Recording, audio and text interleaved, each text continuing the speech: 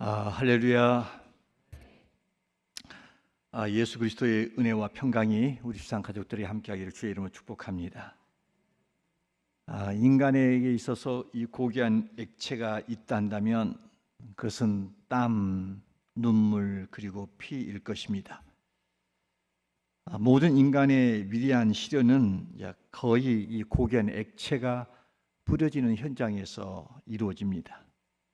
땀을 흘리지 않고서는 결코 값진 성공을 이룰 수가 없고, 눈물이 없이는 이 숭고한 정신이나 진리가 실현된 일이 적고, 피를 흘리지 않고서는 새 역사를 창조해내기가 어렵습니다. 우리의 삶 속에서 흘리는 이 땀이라고 하는 것은 노력의 표상이자 인간 성실의 증거입니다. 만약 우리 삶 속에서 땀을 흘리지 않고 성공했단다면 그것은 몰입에이고 불의를 얻은 것이다, 이렇게 볼 수 있습니다. 인생의 모든 보람은 모든 땀의 산물인 것이죠. 그러나 땀보다 더 고귀한 것이 있는데 그것은 눈물입니다. 이 눈물이라고 하는 것은 참으로 사람의 마음을 사로잡고 또한 변화를 시키기도 하고, 또한 행동의 반경을 또 방향을 전환시키는 하나의 동기가 되어지기도 합니다. 도대체 이 땀보다 눈물이 더 귀한 그 가치가 어디에 있는가?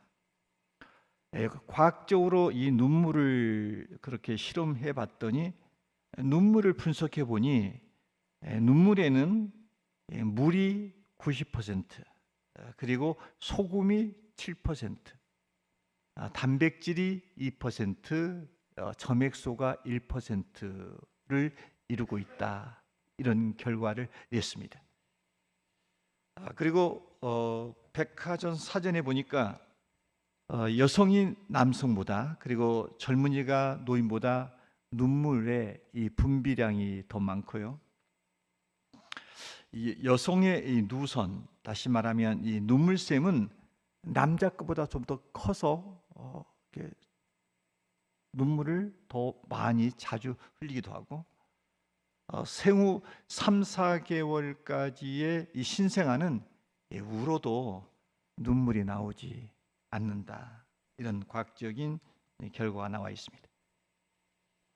아무리 살펴봐도 이런 과학적인 눈물의 상태를 가지고 이 사람이 이 눈물로서 변화를 시킨다, 그런 것들은 특별한 그렇게 마음에 와 닿지가 않는 겁니다. 소금이, 그리고 물이, 단백질, 점액소가 사람의 마음을 움직이고 변화시키는데 무슨 효용이 있고 효력이 있겠느냐, 이 말인 것이죠. 그런데 어째서 눈물을 볼 때마다 사람의 마음이 움직여질까? 그것은, 눈물이라고 하는 것은 곧 마음을 쏟아내는 것이기 때문인 것입니다. 물론 눈물 가운데는 이 거짓된 눈물도 없지 않아 있습니다. 그러나 마음의 진실이 함께 쏟아지는 눈물이기 때문에 그 눈물에 힘이 있다는 겁니다. 그래서 눈물을 쏟고 있다, 이야기는 마음을 쏟고 있고 진심을 쏟고 있다.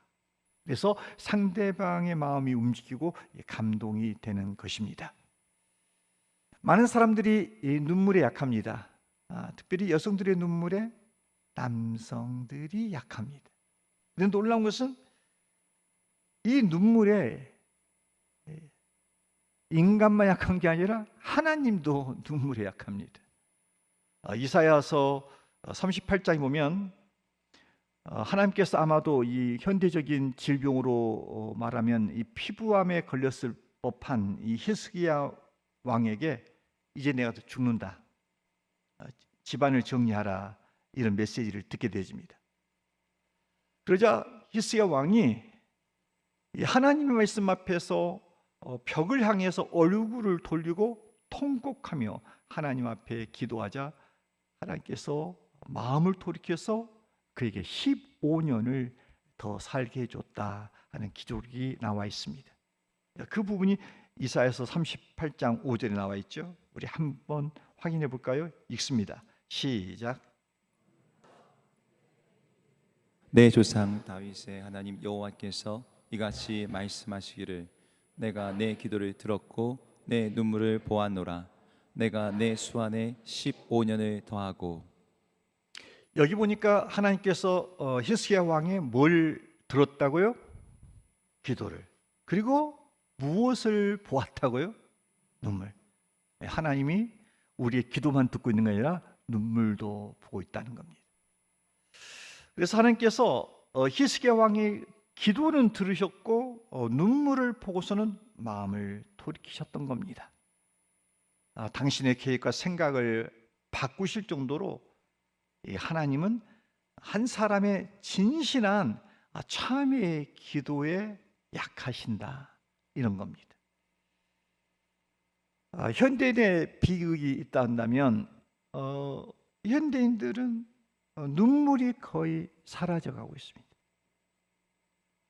우리의 모든 TV를 보면 값싼 웃음은 늘 주변에서 보는데 진정한 참회, 정말 사람을 변화시키는 그런 진솔한 그런 눈물들이 점점 사라져가고 있다 하는 겁니다.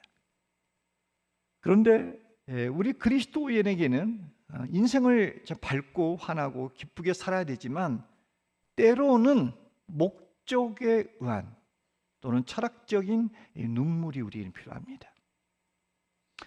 스폴츠 목사님은 이런 말씀을 하셨어요. 종교적인 면에서 우리 인생에 있어서 이 마른 눈을 가지고는 천국에 들어갈 수 없다. 이 이야기가 뭐냐면 정말 주님을 만난 사람은 자신의 상태를 보고 내면을 살펴서 죄를 돌아보면서 하나님 앞에 진정 가슴을 치는 그러한 참회가 꼭 필요하다 하는 차원에서 이 많은 눈을 가지고는 천국에 들어갈 수 없다 하는 말씀을 하셨던 겁니다. 저는 개인적으로 신앙생활을 할 때 참 많이 울었던 것 같습니다. 기지고 성향이 눈물을 좋아해서가 아니라 눈물을 참 많이 흘리는데 지금 생각해 봅니다.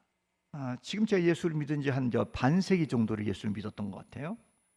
그런데 지금은 정말 제 눈에서 눈물이 흔치 않습니다.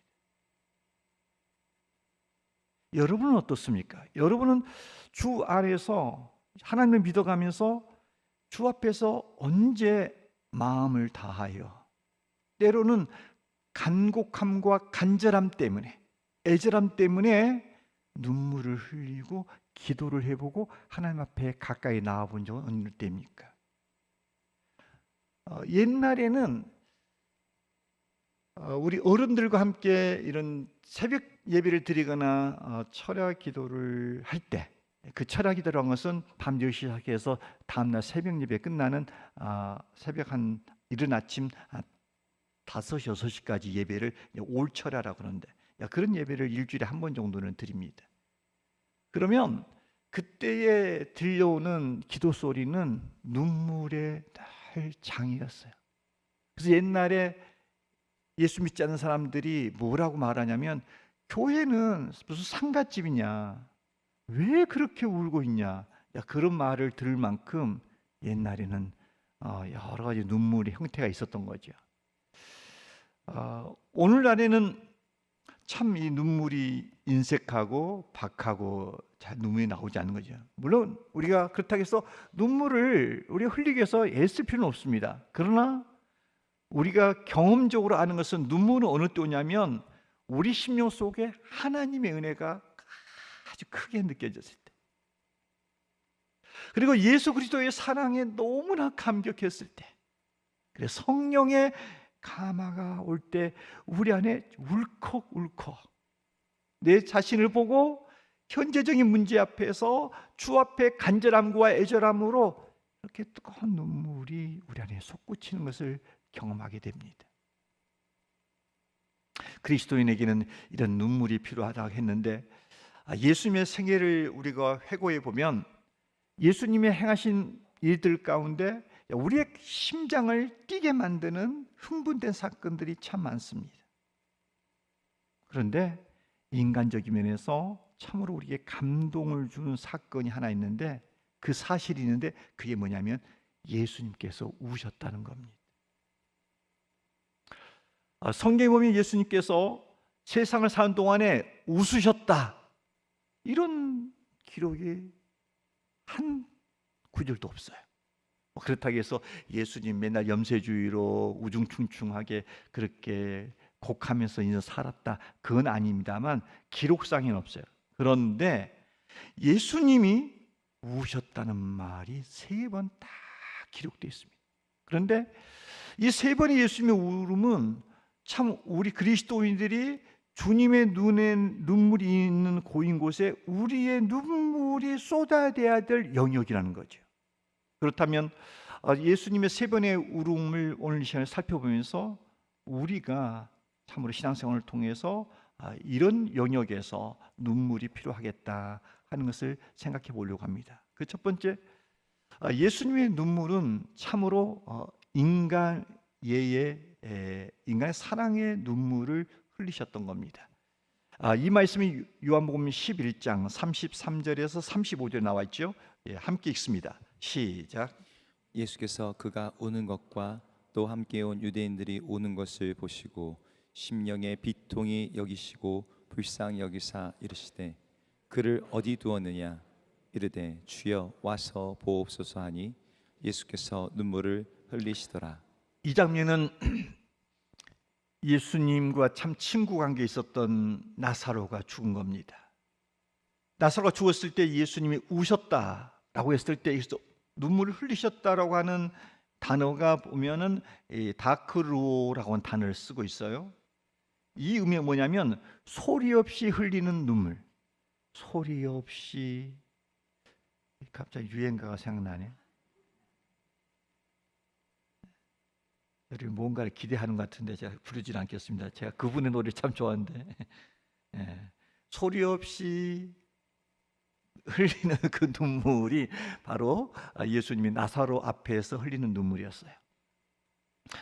예수님은 나사로를 죽음에 이르게 하는 이 사단은 대적의 대상이었어요. 그래서 예수님은 늘 사단을 향해서는 꾸짖습니다. 아주 매몰차게 꾸짖습니다. 사도 바울은 그 부분에 있어서 이 사망아 너의 승리가 어디 있느냐, 사망아 너의 쏘는 곳이 어디 있냐, 이렇게 말씀을 하고 있던 거죠. 예수님은 이 나사로를 죽음으로 몰아간 이 사탄에 대해서는 대적을 했습니다만 죄로 말미암아 죽음을 맞이한 이 나사로를 향하여서는 지극히 사랑을 한 겁니다. 그래서 죽은 나사로를 대하면서 소리 없이 눈물을 흘렸던 겁니다. 우리는 죽은 나사로를 보면서 소리 없이 눈물 흘리는 그 예수님의 모습을 통해서 죽음의 권세 아래서 죽어가는 모든 인간을 바라보면서 눈물을 흘리시는 예수님의 사랑을 우리가 엿볼 수 있습니다. 주님은 이 땅에 죄로 말미암아 눈물의 골짜기를 걷고 있는 인생들을 찾아오셔서 그들과 함께 하시고 그들의 눈물을 씻겨주십니다. 우리 모두는 이 땅에 태어나면서 첫 그 음성을 울음으로 터뜨리면서 우리가 이 땅에 옵니다. 그리고 우리 모두는 일생을 마칠 때 눈물을 흘리고 이 세상을 떠나게 됩니다. 실로 이 지상에 있는 모든 인간은 눈물의 골짜기 속에 우리가 처해 있습니다. 어떤 사람은 사랑하는 사람을 떠나보려고 사별에 가슴 아픈 눈물을 흘리기도 하고, 어떤 분들은 자식을 일찍이 잃어버리고 평생을 가슴에 묻고 눈물 흘리며 살아가는 사람도 있고, 어떤 지역과 형편에서는 전쟁이나 사고로 부모를 잃고 고아로서의 슬픔을 안고 살아가는 사람도 있고, 어떤 사람은 건강을 잃어버린 채 병상에서 뼈아픈 눈물을 흘리는 사람도 있습니다. 인생을 살면서 억울한 일을 당하기도 하고 호소할 길이 없는 그 사연 속에서 몸부림을 치는 사람들도 있습니다. 그러나 이 슬픔에 진정 우리가 마음을 다하여서 깊이 참여해 줄 이웃이 없다는 것, 이게 우리 인생에서 더 큰 슬픔인 겁니다. 정말 가장 힘들고 어려울 때 내 곁에 와서 지속적으로 깊은 그 상처와 아픔과 고통과 눈물을 함께 싸매주며 보듬어주며 함께 해주는 그런 사람들이 많지 않다는 겁니다. 그런데 예수님은 인간고에 허덕이는 우리에게 가까이 오셔서 슬픔을 나누어 주십니다. 예수님이 이 땅에 오시는 그 의도 속에, 목적 속에 슬픔을 담당하고자 이 땅에 오셨습니다. 이사야서 53장 4절 5절에 보면 이 부분을 밝혀주고 있죠. 함께 말씀을 읽어보겠습니다. 시작. 그는 실로 우리의 질고를 지고 우리의 슬픔을 당하였거늘 우리는 생각하기를 그는 징벌을 받아 하나님께 맞으며 고난을 당한다 하였노라. 그가 찔림은 우리의 허물 때문이요 그가 상함은 우리의 죄악 때문이라. 그가 징계를 받음으로 우리는 평화를 누리고 그가 채찍에 맞음으로 우리는 나음을 받았도다. 그렇습니다. 여러분, 하나님은 인간의 고통과 아픔을 구경하신 분이 아닙니다. 출애굽기 3장 7절에 보니까 여호와께서 이르시되 내가 애굽에 있는데 백성의 고통을 분명히 보고 그들이 그들의 감독자로 말미암아 부르짖음을 내가 듣고 그 근심을 알고, 이렇게 말하고 있습니다. 그러니까 하나님께서는 참으로 우리의 고통을 이미 보고 계신다, 듣고 계신다, 알고 있다는 겁니다. 그뿐 아니라 우리의 고통에 함께 동참하고 있다는 겁니다. 여러분, 그렇습니다. 예수님이 이 땅에 계실 동안에 슬픔을 당한 인간들을 배제시킨 적이 없습니다. 어려움과 역경 속에 처한 자들을 그냥 지나치는 법이 없습니다. 굶주린 백성들에게는 빵을 먹이셨고, 병들어서 고생하는 무리를 치료해 주셨고, 외롭고 고달픈 자를 찾아가서 위로해 주셨고, 버림받은 자에게는 친구가 되어 주셨고, 죄인들에게는 용서를 통해서 자비를 베푸십니다. 예수님은 스스로 고난에 동참하시고 그 속에서 우리에게 생명과 기쁨과 소망을 주셨다는 겁니다. 그러므로 오늘날 우리가 주의 길을 따르는 우리 안에 메마른 눈이 아니라 주님이 진정한 인간의 눈물을 흘리셨던 것처럼 오늘날의 주님의 몸된 교회와 그리스도인에게도 인간의 눈물이 있어야 합니다. 우리 주변에는 고난받고 고통받고 힘들어하는 사람들이 참 많습니다. 그런 자를 향해서 우리가 웃고 내가 편안하고 내 안의 삶이 유쾌하다고 해서 그 안에서만 머물러 있을 것이 아니라, 우리가 이 땅에 존재함은 우리 주변에 있는 영혼들을 돌아보기 위한, 우리가 받았던 위로를 통해서 위롭게 하신 전달자로 우리가 있기 때문에 사도 바울은 말합니다. 즐거워하는 자들과 함께 즐거워하고 우는 자들과 함께 울라, 이렇게 말씀했습니다. 따라서 성도 여러분, 오늘날 여러분의 삶에 유쾌함이 많습니까? 여유가 있습니까? 건강함이 있습니까?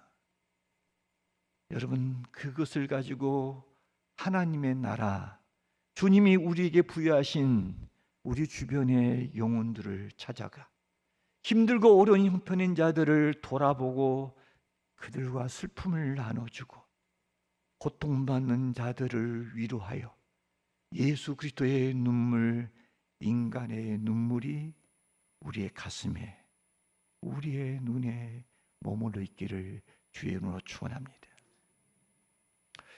두 번째, 예수님이 어떤 상황에서 또 눈물을 흘리셨냐면 이 조국과 민족을 사랑하여 눈물을 흘리셨습니다. 누가복음 19장 41절에서 44절 말씀이죠. 함께 읽습니다. 시작. 가까이 오사 성을 보시고 우시며 이르시되 너도 오늘 평화에 관한 일을 알았더라면 좋을 뻔하였거니와 지금 내 눈에 숨겨졌도다. 날이 이르시라 내 원수들이 토둔을 쌓고 너를 둘러 사면으로 가두고 또 너와 및 그 가운데에 있는 내 자식들을 땅에 메어치며 돌 하나도 돌 위에 남기지 아니하리니 이는 내가 보살핌 받는 날을 알지 못함을 인함이니라. 예수님이 예루살렘 성을 올라가시면서 우셨다라고 합니다. 성을 보고 우셨다. 여기서 우셨다는 말은 클라이오라고 하는 단어를 쓰고 있는데 이것은 나사로의 죽음 앞에서 흘리는 눈물과 달랐습니다. 이 눈물은 소리가 들리게 우셨던 형태입니다. 그러니까 나사로의 죽음 앞에서는 마음속 깊은 곳에서 정말 아픔 속에 소리 없이 우셨단다면 조국을 미래를 바라보면서 흘리는 그 눈물은 흐느낌 눈물이었다는 겁니다. 왜 주님은 예루살렘의 성, 하나님의 도시라고 말했던 예루살렘 성을 바라보면서 우셨을까요? 그 예수님의 눈물에는 이 땅에 한 세기도 채 지나기 전에 주 70년에 멸망당할 예루살렘의 참상을 이미 아시고 흘리셨던 눈물인 것입니다. 예수님의 눈물처럼 진정 주 70년 로마 제국의 장군 디토가 이 6월절에 이스라엘 백성들이 6월절을 지키고자 예루살렘 성으로 모였습니다. 그때 그 숫자가 한 100만 명이 넘었습니다. 그 유대인들을 이제 함락시키고 그들을 잡기 위해서 그 주변의 성에서 3일 동안에 이 토성을 쌓습니다. 흙을. 예루살렘 성을 문을 막으니까 올라가기 어려우니까 그 주변에가 토성, 흙의 성을 쌓습니다. 우리 성지순례 가보면 그 성이 있습니다. 그리고 거기다가 여러 가지 무기를 올려놓고 그 위에서 공격을 하기 목적인데 처음 공격한 것이 아니라 일단 토성을 쌓고 출입을 완전히 막았던 겁니다. 그러니까 100만 명이 있는 가운데서 성이 막히니까 그 안에서 가장 문제입니까? 이 외부와의 소통이 끊어진 겁니다. 그러면서 먹거리와 모든 이런 식수가 단절되면서 거기서 이스라엘 백성들이 굶어 죽어가기 시작합니다. 이 예루살렘 성을 함락하는 날 로마 군인들은 아이들을 매쳤고 수많은 사람들을 학살시켰고 이 성전과 성곽의 도시들을 완전히 파괴시킵니다. 그래서 형태를 알아볼 수 없을 정도로 폐허로 만들어 버립니다. 이 장면을 이미 예수님이 활동했던 그 당시에 예수님은 아셨던 겁니다. 이제 한 세대에 이르러 예루살렘의 멸망을 앞에 놓고 하나님의 그 민족을 구원하기 위해서 보내신 메시아를 보내줬건만 그 백성들이 눈이 어두워서 주를 알지 못하고 여전히 제 길로 가고 있는 이 참담한 안타까운 현장을 보고 예수님이 흐느껴 우셨던 것입니다. 여러분, 성경을 보면 이 참 신앙인들에게는 조국을 향한 눈물이 늘 있었다는 것을 보게 되어집니다. 성경에 보면 대표적으로 모세가 그랬고 사무엘 선지자가, 예레미야 선지자, 에스겔 선지자가 늘 민족 앞에 눈물을 흘렸습니다. 우리가 눈물의 선지자라고 말했던 예레미야는 그의 백성들이 하나님을 배반하고 범죄하여서 진정 하나님의 진노 앞에 있는 이 상황 앞에서 그는 너무나 마음 아파하면서 민족을 향하여 눈물을 흘리는데 그 모습이 예레미야가 3장 47절 48절 나와 있습니다. 함께 볼까요? 시작. 두려움과 함정과 파멸과 멸망이 우리에게 임하였도다. 딸 내 백성의 파멸로 말미암아 내 눈에는 눈물이 시내처럼 흐르도다. 여러분, 제가 종종 말씀을 드립니다만 따라합시다. 기독교는 국경이 없지만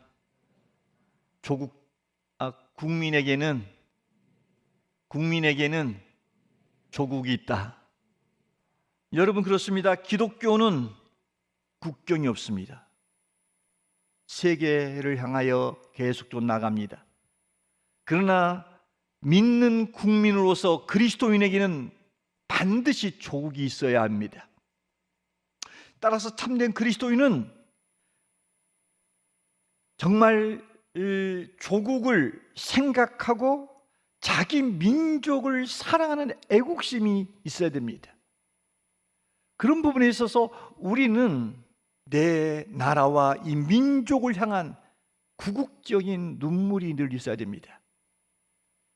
예전에는 보면은 한 70년, 80년 그때 많은 사람들이, 제가 서울 속에 살았을 때 보면은 삼각산에, 새검정 삼각산에 보면 구국 기도원이라고 하는 곳과 각처에 기도원들이 산골마다 있었습니다. 그때 가보면은 사람들이 밤마다 산에 올라갑니다.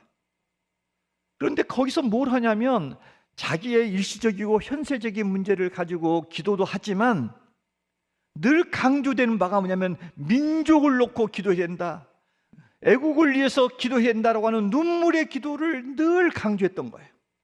그래서 정말 골짜기마다 어느 때 들어보면 마치 여름철이 개구리 소리처럼 여기저기서 조국을 놓고 눈물 흘리며 그렇게 호소하는 이 나라의 그리스도인들이 있던 겁니다. 그런데 현대 그리스도인들에게 있어서 조국을 위한 눈물의 기도는 거의 들어보기 어렵습니다. 자기의 일시적이고 현세적이고 가정적인 문제와 연약한 문제는 늘 내어놓고 이인 앞에 눈물을 흘리고 기도를 할지언정 차원을 달리하여 영역을 넓혀서 민족을 안고 구국 기도를 하는 일들이 적다는 겁니다. 그러나 주님은 진정 태어난 유대인으로서 이스라엘을 위하여 그 성을 위해서 눈물의 기도를 했다는 것을 기억해야 됩니다. 따라서 우리는 사무엘처럼 민족을 위해서 기도하기를 쉬는 죄를 범치하지 않으려고 하는 이 각오가 있어야 됩니다.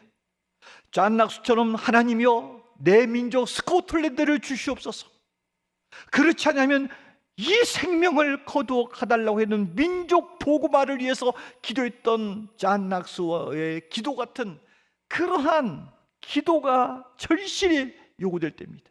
저는 생각해 봅니다. 우리나라는 사실 모든 면에서 총체적인 부패를 가지고 있습니다. 공의로운 하나님 앞에 이 민족은 어떻게 보면 심판받아도 아무렇지 않을 그러한 민족입니다.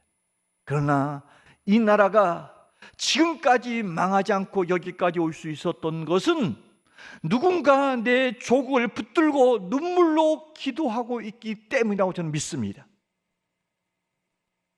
바로 그 누군가는 다름이 아니라 저는 여러분이, 제가 그 사람이 되기를 간절히 축원합니다.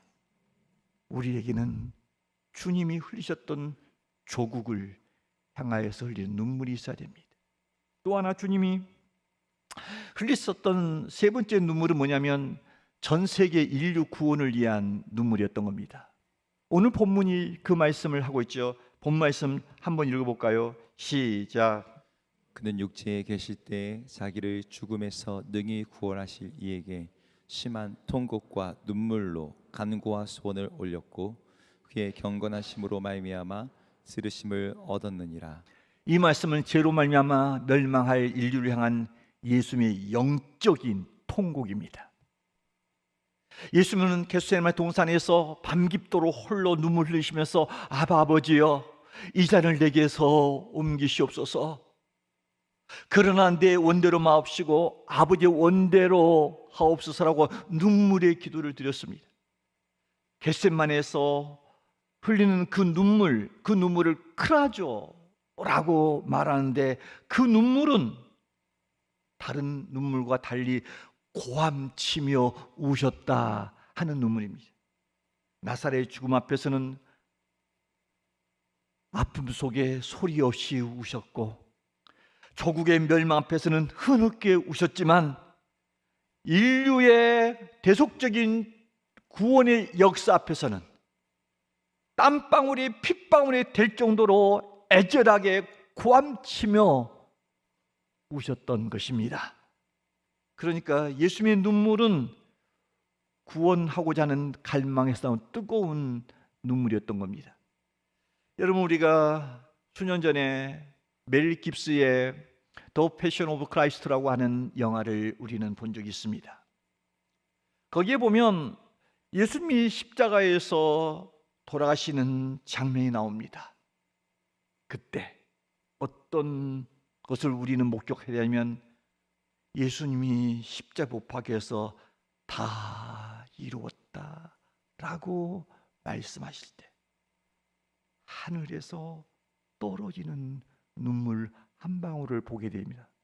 그 눈물이 계속해서 속도를 내서 이 땅 위에 툭 떨어지는 장면, 하나님의 눈물을 우리는 목격하게 됩니다. 여러분, 그렇습니다. 하나님의 눈물은 인류의 죄를 씻기는 눈물입니다. 하나님의 눈물은 애통하는 자를 위로하는 눈물입니다. 하나님의 눈물은 병든 영혼을 치료하는 눈물입니다. 하나님의 흘리는 눈물은 죄인을 불쌍히 여기는 눈물입니다. 그렇다 한다면 여러분, 예수님이 한 영혼을 위하여 눈물을 흘렸다 한다면 우리 역시 한 영혼을 향하는 눈에 눈물이 있어야 될 줄로 믿습니다. 성경은 분명히 약속합니다. 눈물을 흘리며 씨를 뿌린 자는 기쁨으로 거두리라. 울며 씨를 뿌려 나가는 자는 정녕 기쁨으로 그 단을 가지고 돌아오리라. 이렇게 약속했습니다.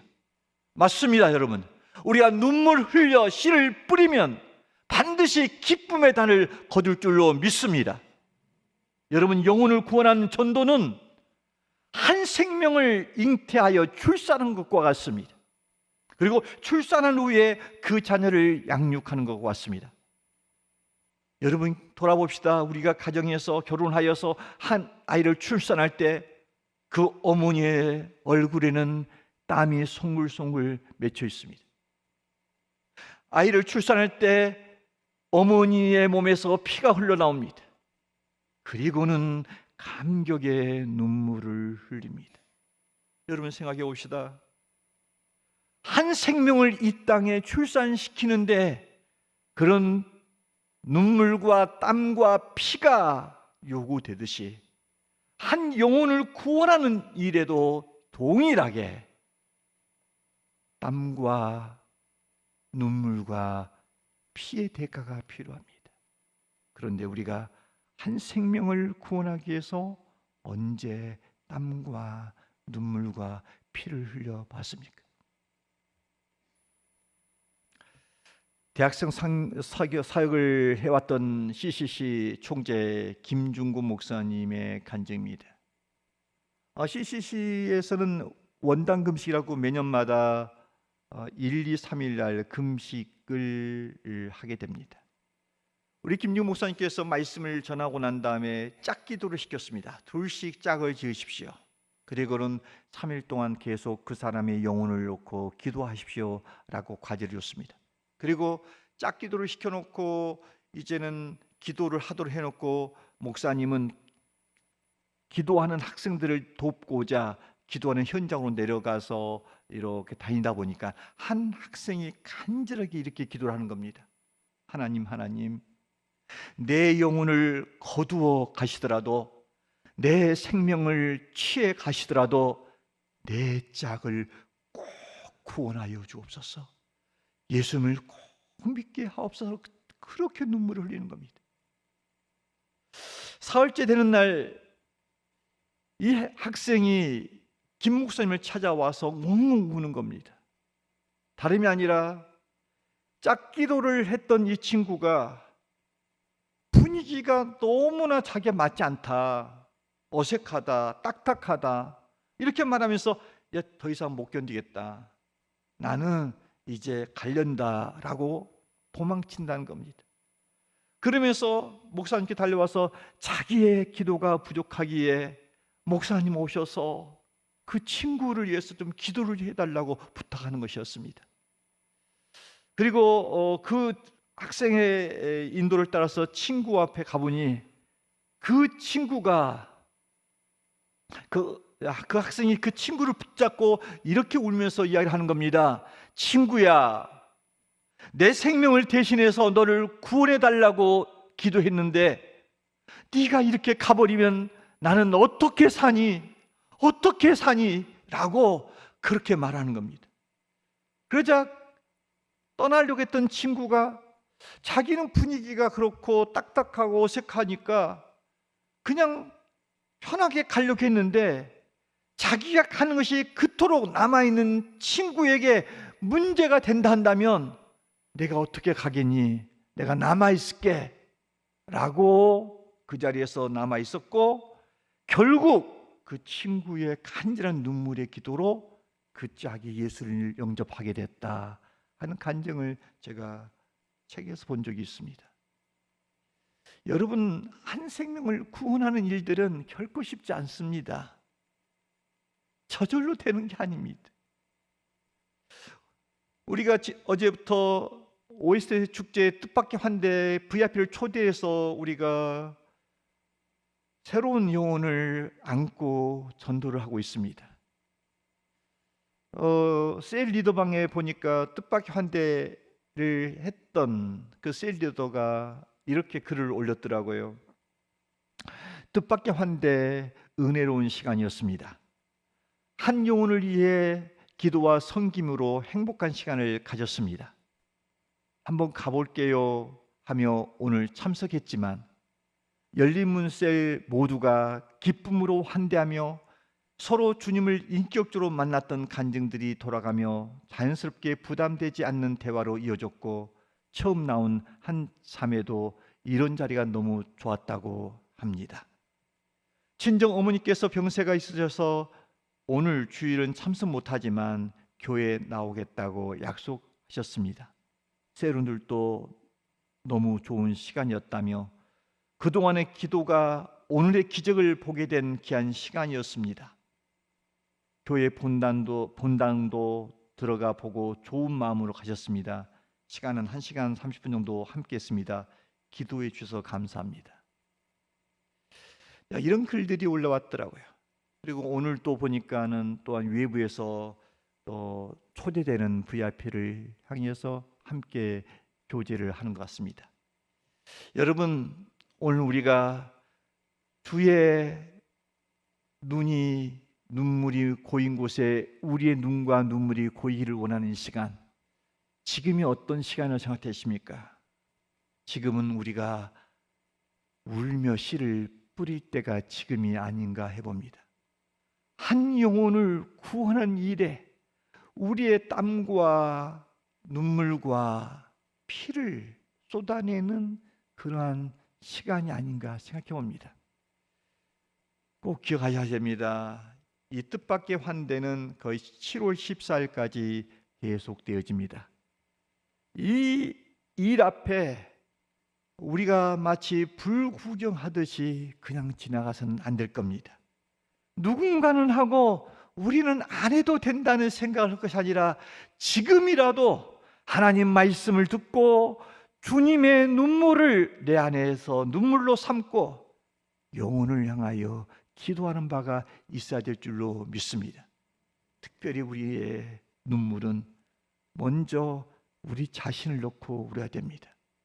하나님 말씀 앞에 기꺼이 순종하지 못하고 강박한 마음으로 여전히 내 식으로 살아가고 있는 이 완악함, 이 자신을 놓고 기도해야 됩니다. 그리고 우리의 눈물은 어렵고 힘든 그런 사랑의 눈물을 이웃을 향하여 해야 될 줄 믿습니다.